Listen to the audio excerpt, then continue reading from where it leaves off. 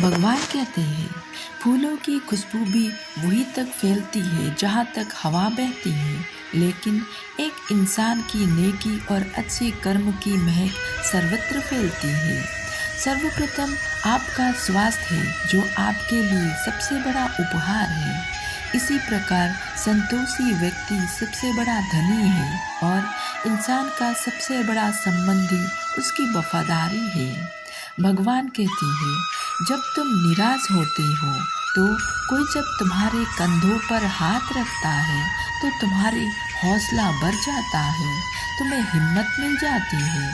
पर जब कोई तुम्हारे कंधों पर हाथ रखने वाला नहीं होता है, तब तुम अपनी शक्ति खुद बना जाती हो और वही शक्ति ईश्वर है। पानी की कोई भी कसकर नहीं पकड़ सकते, वो हाथ से छूट ही जाएगा। पानी को बहने दिया जाए तो वो खुद ही अपना रास्ता बना लेगा। इसी प्रकार जब परिस्थितियाँ आपके विपरीत हो और कुछ भी समझ नहीं आ रहा है तो सब कुछ शांत होकर समय पर छोड़ देना ही अच्छा है। दोस्तों, बहुत समय पहले की बात है, एक जंगल में एक गुरुकुल था जहाँ पर देश की कोई राज्य से बच्चा शिक्षा ग्रहण करने आते थे।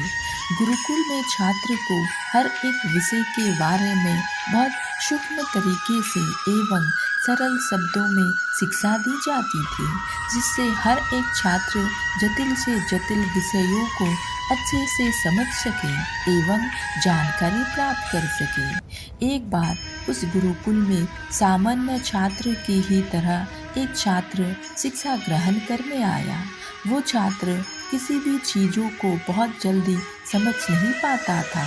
उसे चीज़ों को समझने में काफ़ी समस्या होती थी।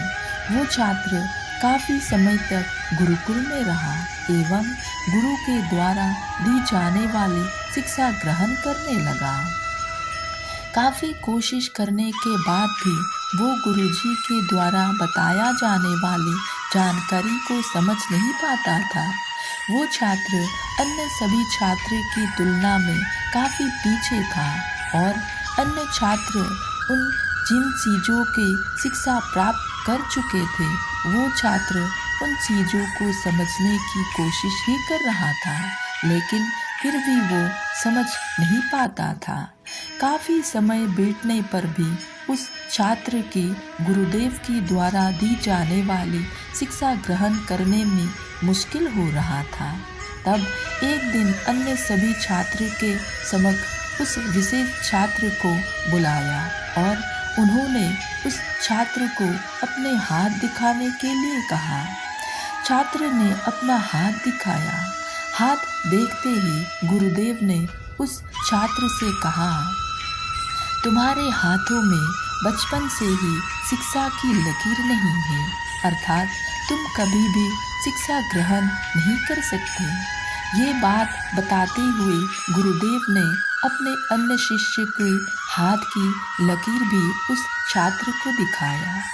जैसे ही उस विशेष छात्र ने अपने हाथों की लकीर अपने सहपाठी छात्र की तुलना में भिन्न देखी, उसी क्षण उस छात्र ने एक चाकू लेकर गुरुजी की समक्ष अपने हाथों में एक गहरी शिक्षा की लकीर बना डाली और गुरुदेव से कहा, देखिए गुरुदेव, अब मैंने खुद से ही अपने हाथों में शिक्षा की लकीर बना डाली।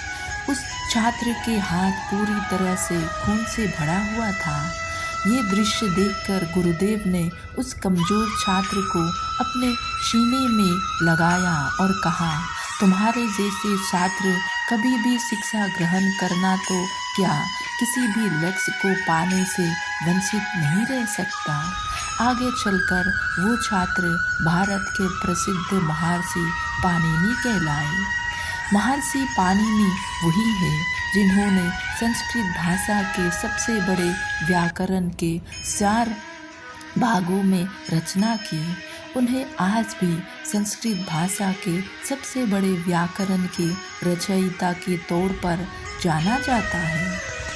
दोस्तों, इस कहानी से हमें यही सीख मिलती है कि कोई भी शिक्षा ग्रहण करना चाहते हैं तो वो अपने दृढ़ निश्चय से किसी भी शिक्षा को ग्रहण कर सकते हैं, भले ही वो अन्य छात्र के तुलना में कमज़ोर क्यों ना हो, और वो अपने लक्ष्य को ज़रूर हासिल कर सकता है। राधे राधे।